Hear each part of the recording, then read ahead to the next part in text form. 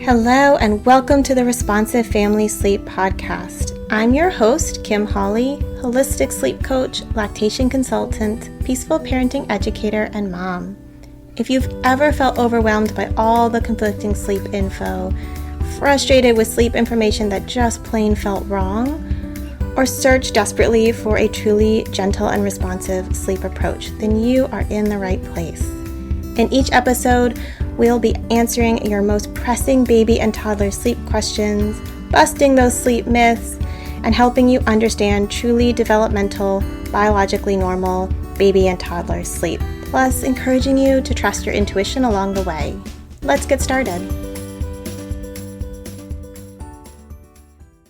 Hello, and welcome back to the podcast. Today, we are going to talk about chronotypes. Now, chronotypes are your sort of natural tendency in your circadian rhythm to be more of a morning person, an evening person, or somewhere in the middle. And, you can get kind of deep into the research. It's not really what we're going to do today, but what we're going to do is kind of talk about these tendencies, how they shift across the lifespan, how our modern environment can impact what we think about our circadian rhythm and chronotype, and what to do when our littles have a mismatch with us. So, chronotypes, right? Morning people, evening people, sometimes called larks and owls. This is just that natural tendency, right? Like, I am a morning person. I have trouble sleeping in even after a bad night's sleep. I naturally wake up early, and I am naturally ready for bed much earlier than is socially acceptable as an adult. Lots of people kind of have an in-between sort of circadian rhythm where they don't have sort of extreme early waking tendencies. They don't have extreme staying up late night owl tendencies. They're kind of following the sun a little bit more, kind of an in-between. And they can shift a little bit in either direction. And then we have our night owls, our evening folks, who, no matter what, their circadian rhythm is shifted later, right? They have trouble going to bed early. They have a lot of trouble getting up early. They naturally are more productive in the evening and go to sleep later and sleep in later. And those are kind of broadly speaking. There are some other subcategories, and there are people with sort of unstable circadian rhythms and all this other stuff, but those are our broad kind of categories. Then we get modern life, right?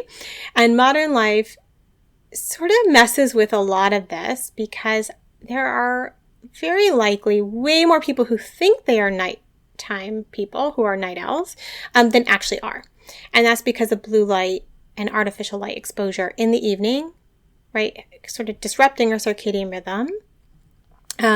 Confusing our bodies, telling us it's daytime, and suppressing melatonin production. So there's a whole bunch of you out there who, if we took you out of modern life, put you on a couple week camping trip with no artificial lights, you would not be a night person, right? You would actually shift your circadian rhythm to align more with light and dark natural cycles.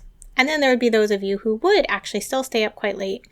And those are your sort of more natural night owls. So this is kind of thinking about adults, right? Babies have chronotypes, right? They have circadian rhythms as well. And there's going to be variation, right? And there's also that cultural sort of modern life impact that shapes sort of how we shape their circadian rhythm as well. So what do I mean by that? First of all, babies tend to be more morning people, have a morning circadian rhythm. That's sort of the tendency. And then across the lifespan, it drifts, right? By adolescence, circadian rhythms have sort of shifted to being more night owl, right? More of an evening circadian rhythm, and then they start to shift back as you become an adult, and sort of change as you age. So we have a natural arc of being more morning focused in our circadian rhythm as babies and young children, to more evening as adolescents, and then sort of evening back out. So we have this natural shift, but even within that, there's variation. My kids, as babies, in the first couple years were opposites. Just as an example, my son, my oldest, totally a night owl. Not an extreme night owl, but for a baby, definitely a night owl. And that has held true for him up until now. He's 12. So he always went to bed later than other babies, and we didn't care. It worked well for us. Until he had to start preschool and we had to get him up in the morning. And then it was effort, right? And even now in the summers, like his circadian rhythm is going to shift later. And we kind of have to reel it back in ahead of school time so that he is able to get up more easily because he's just naturally goes to bed a bit later. My daughter, at least in her first couple years, was like a classic early morning, early circadian rhythm baby. So when she was ready for bed around 7 o'clock, I was like, excuse me, who are you, little alien baby? Why are you ready to sleep? Because I assumed she would be more similar to my son as a baby, and she absolutely wasn't. At some point, that switched for her, and now she's definitely not as much of a night owl as he is, but her capacity to stay up later, of course, has shifted. So we see really different tendencies, even within sort of the arc across the lifespan. And then you can think about, how does your culture or your own family rhythms shape the circadian rhythm tendencies are there? And what I mean by that is, like, if you think about certain countries where late bedtimes are the norm. So Mediterranean countries are definitely in that category. And it's really normal to have babies out and about and up well past when we would consider it acceptable in like the US. And that's just a cultural piece. And so by being out and about, then we're exposing them to more light and stimulation. And like, what impact does that have on their circadian rhythm? I have absolutely no research to support that, except for the fact that we do know that average bedtimes vary by up to 3 hours when you're comparing cultures between the low early to bedtime cultures and the later to bedtime cultures. So, our environment does have that impact on our circadian rhythm. And so it's really interesting to think, okay, for like my daughter, how would she have coped if we lived in Spain? This little baby that was clearly showing me that she was ready for sleep early, when that wasn't really what our family would do. Maybe she would have just slept while we were out and about. Or maybe that would have been a struggle. Versus my son, man, he would have been living his best life if we had been in Spain or Italy, like a country that naturally is up later. Versus me, who was like, I want you to go to bed, baby, because I want to go to bed.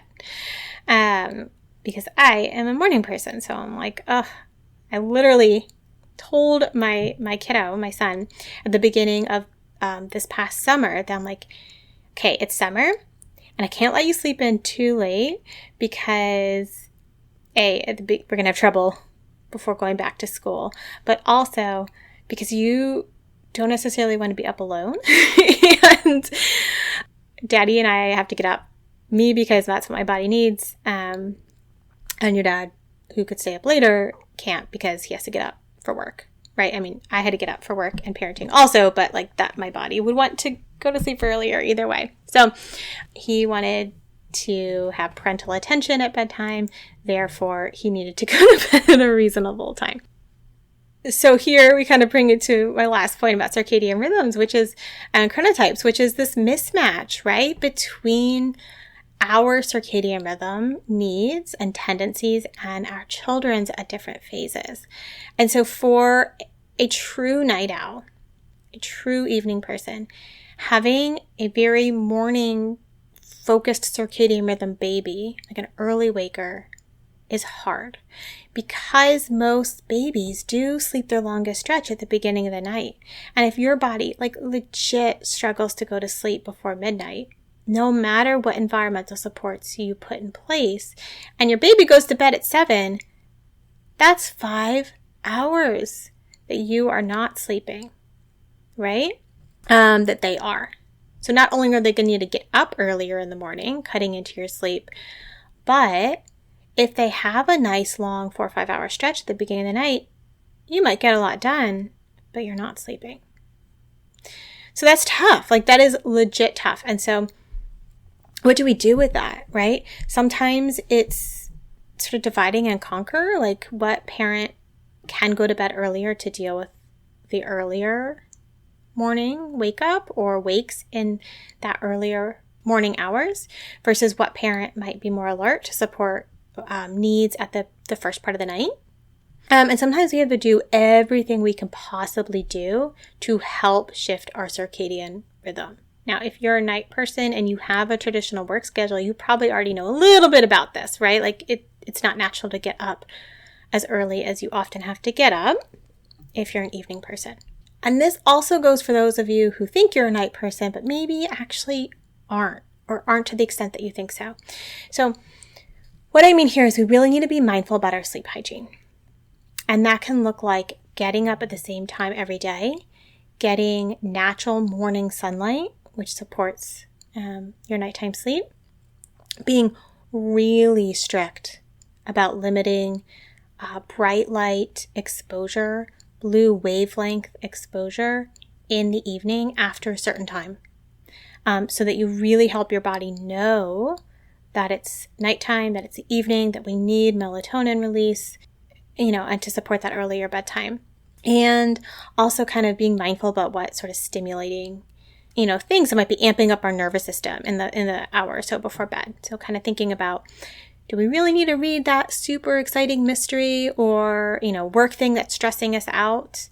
When that's the opposite of what your nervous system needs in order to calm down for sleep.